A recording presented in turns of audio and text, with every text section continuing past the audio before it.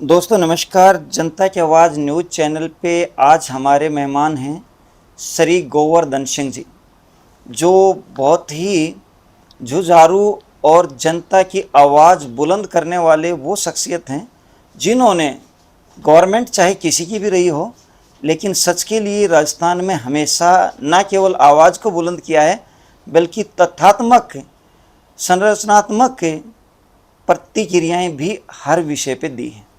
तो गोवर्धन सिंह जी, सबसे पहले तो आपका स्वागत है। गोवर्धन सिंह जी, हम वीडियो देख रहे थे जिसमें आपने कहा कि भाई कांग्रेस का जो कनेक्शन है वो आतंकवाद से है। तो सर ये कैसे हम माने, मतलब कैसे जोड़ा आपने इसको? देखिए, मैंने तथ्य और प्रमाण दोनों उस बात में निकाल के दिए थे आपको कि जयपुर में बम विस्फोट हुए, साइकिल बम विस्फोट बोला जाता है। कुछ उत्तर प्रदेश से आतंकवादी आए और आतंकवादियों ने यहाँ आकर के साइकिल बम रखे और मंदिरों के बाहर विस्फोट हुए 2008 में। उन सारे आतंकवादियों को फांसी की सजा हो गई और फांसी की सजा होने के बाद अपील उनकी हाईकोर्ट में हुई। कांग्रेस की सरकार थी, अशोक गहलोत मुख्यमंत्री था। एक बहुत ईमानदार डबल-एजी राजेंद्र यादव उसमें अब जो आतंकवादियों के खिलाफ हाईकोर्ट में पैरवी कर रहे थे, अचानक अशोक गहलोत ने उस राजेंद्र यादव ईमानदार वकील को हटाकर सरकार के और एक घनश्याम सिंह राठौड़ नाम के एक व्यक्ति को, जिसके पिताजी भी कांग्रेस के एमएलए रहे हैं, उनको वो लेकर आए और उस अपील में सुनवाई हुई लगभग 1.25 साल तक। 1.25 साल में एक बार भी अशोक गहलोत द्वारा लाए गए सरकारी वकील ने पैरवी नहीं की। यह बात हाईकोर्ट के फैसले में लिखी हुई है। वो आतंकवादी जिनकी वजह से 80 लोग मारे गए, 176 लोग घायल हुए, वो छूट करके अपने अपने घरों में यानी उत्तर प्रदेश चले गए। ये जो मामला है, ऐसे ही श्री सुखदेव सिंह गोगा जी, जो गोगा मेडी थे, उनकी हत्या हो गई और हत्याकांड में भी कहीं ना कहीं ये एक सामने निकल के आया कि भी कांग्रेस का हाथ है, जो आपने कहा। तो ये पूरा घटनाक्रम क्या था और इस पे हम कैसे? देश भर के लोग जानते हैं कि मैं बिना प्रमाण कभी नहीं बोलता हूं। सुखदेव सिंह गोगामेडी की हत्या के लिए जब प्लानिंग चल रही थी तो पंजाब सरकार ने राजस्थान के मुख्यमंत्री को और अफसरों को लिखकर भेजा, चूंकि गृह मंत्री भी अशोक गहलोत थे, कि भाई सुखदेव सिंह गोगामेडी की हत्या होने वाली है। इसके बावजूद जानबूझ करके अशोक गहलोत ने उसको सिक्योरिटी नहीं दी और उसको मरने तक इंतजार किया कि सुखदेव सिंह गोगामेडी की हत्या हो जाए। दुर्भाग्य की बात यह है कि अशोक गहलोत के खिलाफ एफआईआर भी दर्ज हुई, एनआईए के पास जांच भी गई। मुझे बताइए, अपराध करना, कुछ एक्ट करना और एक्ट नहीं करना जिससे अपराध घट जाए, कानून में जो हम लोग पढ़ते हैं उसमें अपराध वो होता है। तो जो चीजें हुई वो यह स्पष्ट करती है कि आज आप या मैं या कोई भी व्यक्ति मुख्यमंत्री है, उसको पता है कि इसकी हत्या होने वाली है और आप सुरक्षा नहीं दो तो अपना इंटेंशन ही होता है कि वो मर जाए। यह सब चीजें ऑन रिकॉर्ड एफआईआर में है और एनआईए की जांच में भी है। जो अशोक गहलोत जी हैं, बड़े लंबे समय वो मुख्यमंत्री रहे और बार बार कांग्रेस भी उनको प्रमोट करती रही और जनता भी उसका चुनाव कराती रही, मतलब चुनती रही उनको। तो जब इस तरह के मामले थे तो फिर उनकी वो बार बार जो है सपोर्ट कैसे मिल रहा था सरकार की तरफ, मतलब कांग्रेस की तरफ से भी और जनता की तरफ? इसका थोड़ा जवाब सत्य है लेकिन थोड़ा अजीब सा है। आपको लगता है कि मुख्यमंत्री के रूप में जनता ने चुना? नहीं चुना। मुख्यमंत्री के रूप में हर बार उसको सोनिया गांधी ने चुना। और जैसे अब राजस्थान की बात करें, यहां आपके हरियाणा की बात करें, उनको भी मुख्यमंत्री रूप में जनता ने नहीं चुना था। उनको तो शीर्ष पर बैठे लोगों ने चुन लिया था। और अभी जो भजनलाल शर्मा है, उनको तो पता भी नहीं मैं मुख्यमंत्री बन सकता हूं क्या, वो तो खुद एमएलए बन जाएंगे, ये भी उनको पता नहीं था। इसलिए जनता ने नहीं चुना। एक क्षेत्र से टिकट मिला और वहां से जैसे तैसे, जब चुनाव में क्या होता आप जानते हैं, जीत गए और उसके बाद मुख्यमंत्री बनने का जो काम है वो कैसे हुआ, मुझे लगता है आप, जनता और सब लोग जानते हैं। तो सवाल इतना सा है, जनता ने नहीं चुना। जनता चुन सकती होती तो ऐसे करप्ट व्यक्ति को नहीं चुनती। पहली बात, आतंकवादियों को साथ देने वालों को नहीं चुनती। दूसरी बात, पेपर लीक कराने वालों को नहीं चुनती। सर्वाधिक पेपर लीक का सेहरा किसी एक नेता के सिर बंधेगा तो वो अशोक गहलोत का नाम होगा। लेकिन गोवर्धन सिंह जी, आपकी बात में बिल्कुल सच है, ये तथ्य सही है कि बार बार जो है पेपर लीक हुआ है और बहुत बड़ा नंबर रहा है गहलोत जी के टाइम पे। लेकिन अब हिंदुस्तान के अंदर इस समय जो है सेंटर में भी भाजपा की सरकार है और कई राज्यों में भी है। लेकिन आज जो कांग्रेस है वो पूरे का पूरा एलिगेट जो है भाजपा को कर रही है कि भाई जो है ना असफल है भाजपा सरकार पेपर लीक पे। तो देखिए, मैं आपको बहुत दुख के साथ कहता हूं, सत्ता का एक ही चरित्र होता है और वो है बेईमानी। बेईमानी से लोगों को बैकडोर से एंट्री कराना हरियाणा सबसे बड़ा उदाहरण है। राजस्थान की जरूरत नहीं है, बीजेपी की जरूरत नहीं है। सबसे बड़ा उदाहरण है कि बैकडोर से किसी की भी एंट्री करा देना, अफसर बना देना, पुलिस वाला बना देना और बाद में लूट के खाना जनता को, यह सबसे बड़ा उदाहरण है। राजस्थान भी इसका सबसे बड़ा एग्जाम्पल है। अभी जो नीट एग्जाम हुआ उसमें भी सर्वाधिक जो पेपर लीक हुआ राजस्थान से शुरू हुआ, महाराष्ट्र से शुरू हुआ। प्रश्न इतना सा है कि सत्ता का एक ही चरित्र होता है, चाहे वो बीजेपी हो, कांग्रेस हो, अपने लोगों को बैकडोर से एंट्री करा देना, यह चरित्र होता है। और उसमें ये सब चोर चोर मौसेरे भाई हैं, सब लोग आपस में मिले हुए हैं। कभी बीजेपी ये काम करती है, कभी कांग्रेस करती है और कहीं और दलों की सरकार है तो वो भी करती है। जज द्वारा अपने अनुसार फैसले कराना बेंच हंटिंग होता है। आप कैसे कह सकते हैं कि न्यायपालिका में ऐसा होता है या हो रहा है? क्योंकि पीछे आपका एक हम देख रहे थे वक्तव्य किसी वीडियो में, इस तरह का कुछ था। ये तो बहुत जानी मानी बात हो चुकी है कि न्यायपालिका में भारी भयंकर भ्रष्टाचार है और भ्रष्टाचार का एक प्रमाण है, आजादी के बाद आज तक किसी भी जज को, हाईकोर्ट जज को या सुप्रीम कोर्ट जज को महाभियोग लगाकर नहीं हटाया गया है। मैं जनता से पूछता हूं आपके माध्यम से, क्या आपको लगता है भारत का कोई भी जज भ्रष्टाचारी नहीं था? और था तो उसको महाभियोग से आज तक क्यों नहीं हटाया गया? क्या आजादी के बाद सारे ही ईमानदार लोग आए? लेकिन मैं आपको यहां यह भी बता दूं, आपको भी बता दूं कि कोई भी हाईकोर्ट जज या सुप्रीम कोर्ट जज पेपर देकर नहीं आता है। ये सब लोग सीधा एक कॉलेजियम प्रणाली है, वो कहता है कि फला व्यक्ति आज के बाद हाईकोर्ट जज रहेगा और वही हाईकोर्ट जज सुप्रीम कोर्ट जज जाता है, फिर अपने बेटे को बना देता है, फिर बेटा अपने बेटे को बना देता है। ये पूरा धंधा अंकल जजों का जो चल रहा है, बेंच हंटिंग उसमें सबसे छोटी बात है कि बेंच यहां का मुकदमा इस बेंच को दे दिया, इसको दे दिया, ये चलता रहता है। तो ये बात छोटी है। उससे बड़ी बात यह है कि भारत की न्यायपालिका में चयन प्रणाली ही दूषित है, तो वहां पर दूषित चयन प्रणाली में कहां न्याय की बात आप कर रहे हैं?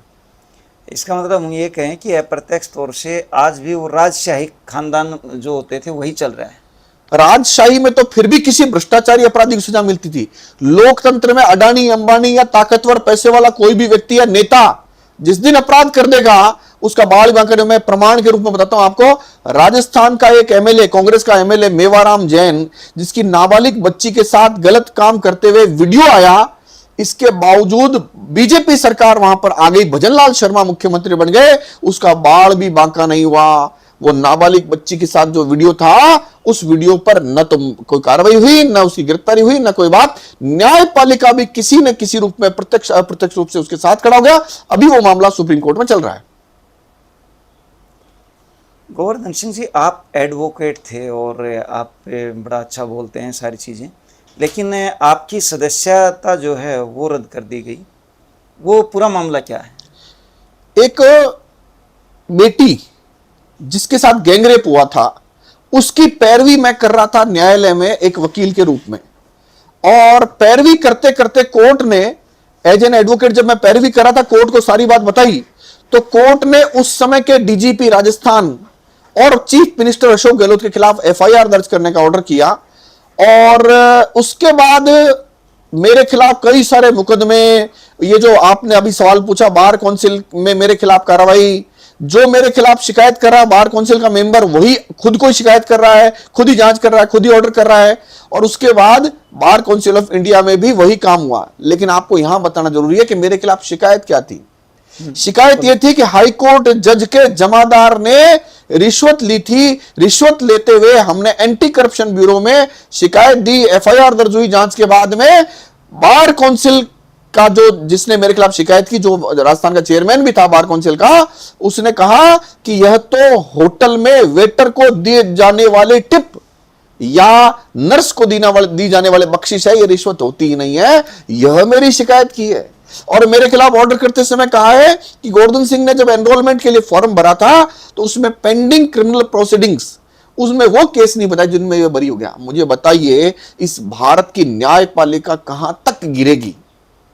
न्यायपालिका इसलिए बोल रहा हूं कि बार काउंसिल में न्यायपालिका का हिस्सा ही तो है। बिल्कुल उसका। और ये जब बेईमान सारे एक होकर के कुल मिलाकर के आवाज दबाने की जो बात है, चुप करने की बात है, परेशान करने की बात है। 9 महीने मैंने जेल देखी झूठे मुकदमों में, 121 दिन तक पुलिस कस्टडी देखी। आतंकवादियों को भी, जो अजमल कसाब था उसको 80 दिन की दी, मेरे को 121 दिन तक अशोक गहलोत ने पुलिस कस्टडी में रखा। सवाल यह नहीं है, सवाल यह है कि एक वकील जिसने वकील के रूप में पैरवी की, चीफ मिनिस्टर के खिलाफ एफआईआर का ऑर्डर हुआ, जब उसके साथ झूठे मुकदमे हो सकते हैं तो सामान्य जनता के साथ रोजाना क्या हो रहा होगा, पत्रकारों के साथ रोजाना क्या हो रहा होगा। मैं यहां पर प्रमाण के रूप में 2 मुकदमे बताता हूं। पहला मुकदमा जो अशोक गहलोत ने करा, जिसकी मैं बता रहा हूं आपको कि गोवर्धन सिंह के पास गैस कनेक्शन है, फिर भी इसका 6 साल का बेटा बीकानेर जाकर, जयपुर से बीकानेर जाकर 40 किलो गेहूं और 18 लीटर केरोसिन खरीद कर लाया, लूट कर नहीं लाया। इस मुकदमे में अशोक गहलोत ने मुझे 39 दिन जेल में रखा। दूसरा मुकदमा मर्डर केस किया, जिसका मर्डर मैंने करना बताया इस एफआईआर में, वो आज भी जिंदा मरा नहीं। इस तरह के केसेज अशोक गहलोत ने किए। और अशोक गहलोत की बात नहीं है, यही धंधा भजनलाल करता है, और यही धंधा चरित्र जो है सत्ता में कोई अन्य व्यक्ति आएगा वो भी करेगा। पहली बात तो खैर 40 किलो अनाज और 18 साल लीटर का बच्चा, हाँ। 18 लीटर केरोसिन, दोनों चीज एक साथ पॉसिबल ही नहीं है। ये अशोक बड़ी, गहलोत और सत्ता कर देती है ऐसा। ये बड़ी विडम्बना है। और दूसरा, अगर एक व्यक्ति जीवित है और उसके बाद में जो है मर्डर केस हो रहा है, मर्डर केस हो रहा है, तो ये और भी विडम्बना का विषय है। गोवर्धन सिंह जी, आपने एक चीज़ और, कई बार मैंने देखा वीडियोज में था, बड़ा इशू था कि दैनिक भास्कर के जो मालिक हैं सुधीर अग्रवाल जी और उनके चीफ ब्यूरो पंत जी, उनके ऊपर पोक्सो के मैटर हैं। पोक्सो का मामला किसी के पास किसी भी राज्य में हो जाए तो उसको छिपते हुए फिरना पड़ता है, और पुलिस बगैर बताए उठा लेती है। अगर वो नहीं मिलता तो उसके परिवार के लोगों को भी उठा लेती है। लेकिन ये लोग तो खुले घूम रहे हैं। तो वास्तव में इनके खिलाफ मामले दर्ज हैं या यूं ही कहीं मीडिया की बात है, क्या है? देखो, लोकतंत्र में कोई भी ताकतवर व्यक्ति, मैं पहले बता चुका हूं आपको, अडानी, अंबानी, दैनिक भास्कर, एमएलए, एमपी या कोई भी ताकतवर व्यक्ति, उसका बाल ही बांका नहीं होगा। आपको मैं आपकी अंतिम लाइन का जवाब देता हूं। उसने खुद ने, एलपी पंत ने एक वीडियो में बोला है, मेरे खिलाफ 10 से ज्यादा पोक्सो के मुकदमे दर्ज है, फिर भी मैं यहां आराम से बैठा हूं। ये उसका एलपी पंत का एक स्टेटमेंट है, अपना वक्तव्य है ना। तो सवाल आता है कि 10 से ज्यादा मुकदमे दर्ज होने के बावजूद वो आराम से बैठा है।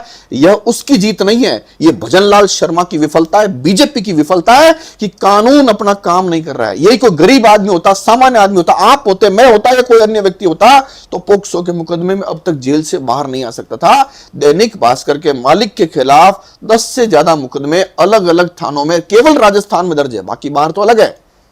उसके पिताजी के खिलाफ रेप का मुकदमा चला था, अब तो दुनिया में नहीं रहे।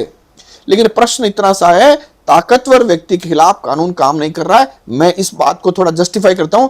कानून मकड़ी का वो जाल है जहां पर छोटे मोटे कीड़े मकोड़े तो फंस जाते हैं, लेकिन छिपकली या कोई बड़ा जानवर जो है उस मकड़ी के जाल को या कानून के जाल को फाड़ कर निकल जाता है। वही स्थिति पूरे देश भर में हो रही है।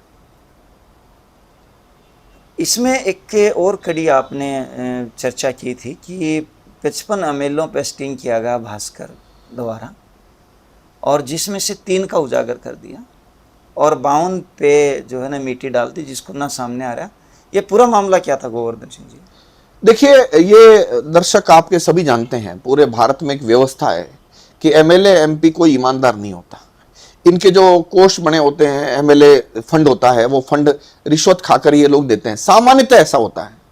तो राजस्थान में भी दैनिक भास्कर ने इनका स्टिंग कर लिया, और अब वहां का मुख्यमंत्री, वहां के अफसर और वहां के एमएलए एमपी वो सब ब्लैकमेल हो रहे हैं। अगर ब्लैकमेल नहीं हो रहे होते तो ये अभी तक पोक्सो में गिरफ्तार हो जाता।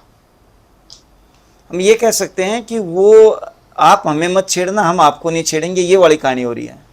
बिल्कुल सही कह रहे हैं। हरियाणा में क्या कहावत कही जाती है इस पर, वो शायद बड़ी हास्यास्पद सी कहावत है, लेकिन ठीक है, आप समझ गए कि क्या होता है।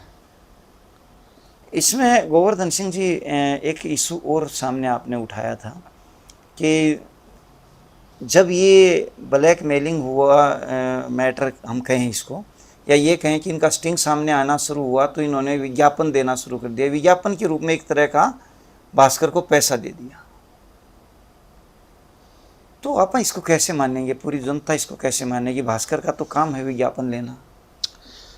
देखिए, आपके दर्शक और आप या कोई भी व्यक्ति जो भी हमको देखेगा, वो ये जानता है कि उसके घर में पहले अखबार आता था, आजकल आता है क्या? तो जवाब है नहीं।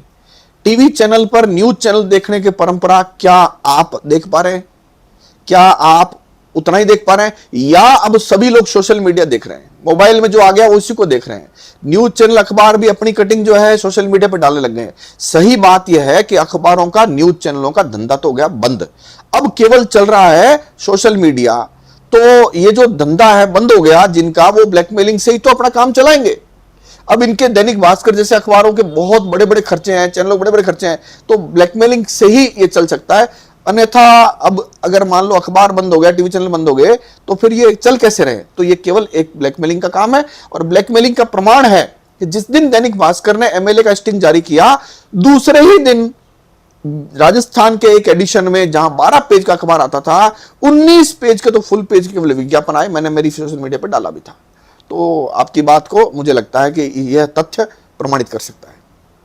इसमें कोई दो राय नहीं है कि आज जो मेन स्ट्रीम मीडिया है, प्रिंट मीडिया है, उसकी जगह सोशल मीडिया ने ले लिया, और सोशल मीडिया बहुत ताकतवर हो गया है।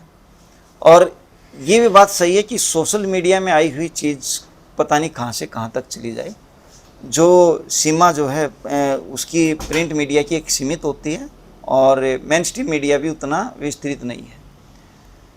गोवर्धन सिंह जी, एक और चीज़ थी कि हम देख रहे थे कि आपका एक फेसबुक पे पेज होता था, और उसमें लोगों का आपके साथ दिन प्रतिदिन जुड़ाव बनता जा रहा था, लोगों का बहुत संरचनात्मक सहयोग था। लेकिन एक दिन अचानक हमने देखा कि आपका फेसबुक से पेज ही गायब है। तो ये पूरा मामला क्या था और ये कैसे हुआ? और आप इसको तीसरा सवाल भी इसमें मैं डाल देता हूँ, रीस्टेट कैसे कराओगे? ये बात सही है कि मेरी सच्चाई और ईमानदारी लोगों को पसंद आने लग गई थी। सोशल मीडिया पर जो मेरा फेसबुक, इंस्टाग्राम और ट्विटर पेज थे, उन पर राजस्थान की सरकार और पुलिस ने पत्राचार किया और ये बंद करा दिए तीनों। तो फेसबुक से क्या पत्राचार किया अभी मेरे पास है नहीं, लेकिन ट्विटर से जो पत्राचार किया उसमें ये दो बातें हैं। उसमें पुलिस ने लिखा है कि ये जो सोशल मीडिया अकाउंट है ये फर्जी है, कोई एसडीएम पद्मा चौधरी के नाम से चल रहा है, जबकि ट्विटर का अकाउंट मेरा वेरीफाइड है, फेसबुक भी वेरीफाइड है। तो पुलिस ने झूठ बोला। सच में वो बात इसलिए कि सरकार बहुत परेशान हो गई थी। कोई भी सरकार वो नहीं चाहती सच सामने आए। तो मेरा पेज उन्होंने एक बम ब्लास्ट केस का हवाला दे करके ट्विटर को लिखा था। संभावना है कि फेसबुक को भी ऐसा ही कुछ लिखा होगा। फेसबुक ने बिना पूछे ही मेरा पेज इंडिया में बैन कर दिया, हालांकि भारत से बाहर वो पेज देखा जा रहा है। लेकिन दुर्भाग्य है कि एक सत्ता का व्यक्ति, एक मुख्यमंत्री इतना कायर, इतना कमजोर कि एक सामान्य गोवर्धन सिंह का पेज बंद करा रहा है। अशोक गहलोत को नहीं कराया, डोटासरा जो वहां का व्यक्ति है उसको नहीं कराया, हनुमान बेनीवाल का नहीं कराया, रविंद्र भाटी का नहीं कराया, नरेश मीणा का नहीं कराया, जो उसके लिए खतरा हो सकते थे, एक केवल गोवर्धन सिंह का कराया। तो यह प्रमाण है कि वो बड़ा कमजोर कायर व्यक्ति है। और बीजेपी के कार्यकर्ता भी उससे कितने दुखी हैं, आप अपने स्तर पर कोई राजस्थान में जब आप इंटरव्यू करिएगा तो आपके सामने आ जाएंगे तथ्य। चालू करने के जो काम है वो हाई कोर्ट में हम लोग जा करके चालू करा लेंगे। अभी चूंकि बार काउंसिल के चुनाव थे वकीलों के, तो उस कारण से भी यह पेज बंद होने की संभावना थी। अभी कोर्ट में जाएंगे तो इनके पास कोई जवाब नहीं होगा। बताओ बम ब्लास्ट केस कहां है, और बम ब्लास्ट केस से मेरे अकाउंट का संबंध था तो मैं जेल में क्यों नहीं हूं, मैं बाहर क्यों हूं? तो ये सारी बातें हैं, जब समय आएगा तो इनको कोर्ट में जवाब देना पड़ेगा। लेकिन फिर वही सवाल आता है कोर्ट, तो कोर्ट के बारे में पहले अपन चर्चा कर चुके हैं। एक वीडियो में आपने बार एसोसिएशन पे जो अभी भी चर्चा हुई कि भी बार एसोसिएशन में भी असंतुलन है, और शासन और प्रशासन पर भी हमारी चर्चा हुई। गोवर्धन सिंह जी, आपको रियल में समस्या बार से है, दैनिक भास्कर से है, शासन से है, प्रशासन से है, या सभी से है? मुझे समस्या है जो आम नागरिक को समस्या है, जिनको शिक्षा नहीं है, चिकित्सा नहीं है, रोड नहीं है, रोजगार नहीं है, ये सारी जो समस्याएं हैं ना, वो समस्याएं, सारी समस्याएं मुझे है। जब तक आजाद होने के बाद देश यह व्यवस्था नहीं कर दे कि मैं टैक्स पेयर के रूप में, चाहे बीड़ी पीने वाला व्यक्ति भी जो टैक्स देता है वो टैक्स का पैसा बेईमान खाते रहेंगे, तब तक मुझे हमेशा समस्या बनी रहेगी। गोवर्धन सिंह जी, हमने ये देखा है कि चाहे देश आज़ादी से पहले की बात है और चाहे देश आज़ादी के बाद की बात है, बहुत सारे लोग हैं जो व्यवस्था से लड़े और बहुत सारे पीछे के प्रमाण हमारे पास ये हैं कि जो वो व्यक्ति अपनी जगह बहुत सही थे लेकिन वो व्यवस्था को नहीं बदल पाए। क्या आपको लगता है कि आप इन सबके साथ एक साथ लड़के व्यवस्था को बदल पाओगे? मैंने इस बेईमान व्यवस्था का जो पेड़ था, मैं ये नहीं कहता मैंने पेड़ को उखाड़ दिया, लेकिन मैंने पेड़ को पकड़ के झकझोरा है। उसके ऊपर शाखाओं पर जो बेईमान बैठे थे उनमें से कई सारे बेईमान नीचे गिरे हैं। चाहे नीचे गिरकर मेरे को गाली निकालते होंगे वो अलग बात है, लेकिन इस बेईमान व्यवस्था को झकझोरते हुए लोगों को जगाने का जो काम है, हिंद की जय करने का जो काम है, वो मैंने जरूर किया होगा। ये थे हमारे बीच में श्री गोवर्धन सिंह जी। इनसे हमने बहुत सारे तीखे सवाल किए, शासन प्रशासन से संबंधित सवाल भी किए, बार एसोसिएशन से संबंधित भी बात किया, और इनके निजी जो घटनाक्रम इनके साथ हुए उन पे भी हमने बात किया। और बड़ी बेबाकी से गोवर्धन सिंह जी ने जवाब दिया और किसी भी सवाल को टाला नहीं। हम दुआ करते हैं कि गोवर्धन सिंह जी सामान्य जनता की आवाज़ ऐसे ही उठाते रहें और ये अपने उद्देश्य में जो जनमानस के लिए लेके चले हैं सफल होते रहें। इसी के साथ जय हिंद, जय भारत।